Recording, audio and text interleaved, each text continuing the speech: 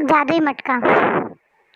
एक गांव में लखन नाम का एक गरीब किसान रहता था।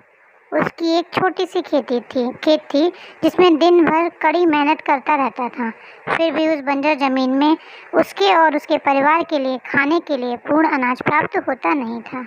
लखन और उसकी पत्नी अपना पेट काट काट कर एक समय का खाना ना खाकर अपने बच्चों को खिलाते थे। एक दिन लखन भूखा हारा अपनी खेत कुछ पौधों को बोने के लिए गया था। पौधों को लगाने के लिए लखन अपनी कुदारी से बंजर जमीन को खोदना शुरू किया। बारिश ना होने की वजह से बंजर जमीन भी काफ़ी सख्त हो गई थी। बड़ी मुश्किल से थोड़ा सा गड्ढा खोद पाया था। फिर भी लखन उस कड़ी धूप में गड्ढे खोदता ही रहा। अंतिम में उसने थक हार कर घर जाने की सोची, मगर उसके कुदारी पड़ने पर जमीन से कुछ आवाज़ आई। उसने देखा कि एक बहुत ही पुराना बड़ा सा मटका उस जमीन के अंदर गड़ा हुआ है। उसने उस मटकी को जमीन से बाहर निकाला। लखन सोच में पड़ गया कि अरे, इतना बड़ा मटका किसने इस जमीन पे गाड़ा होगा। चलो, इसे घर ले जाऊंगा, कुछ ना कुछ काम तो आ ही जाएगा।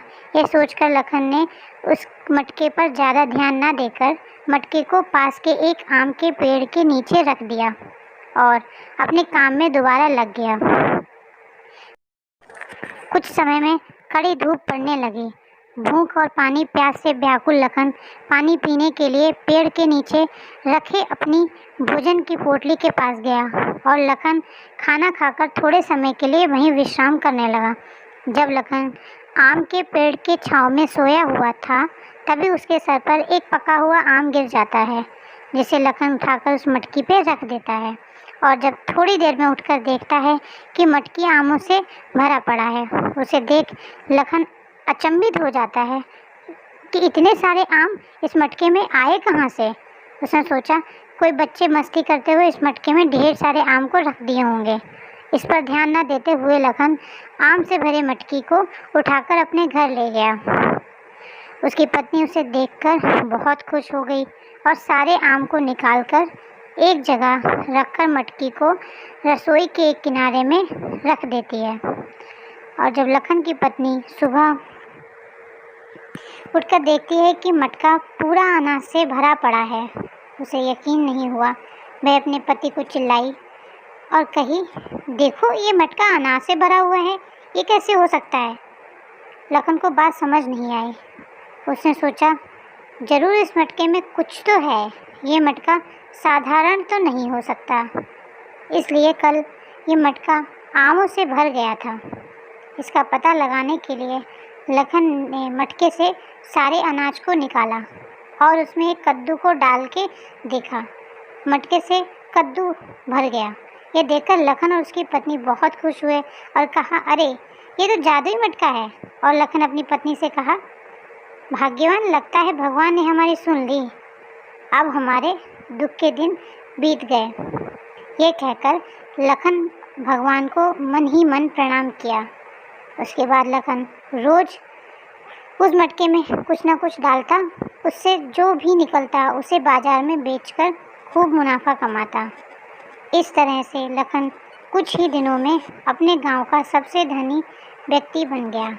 ये देख गांव वाले सोचने लगे, अरे, ये गरीब लखन ऐसा क्या किस्मत चमका जो रातों रात इतना अमीर बन गया। यह खबर गांव में मुखिया तक पहुंच गई, जो बहुत ही लालची किस्म का था। उसने तुरंत अपने, जाओ, उस लखन को मटका के साथ मेरे पास बुलाकर ले आओ। अगर नहीं माना तो ज़बरदस्ती ले आना।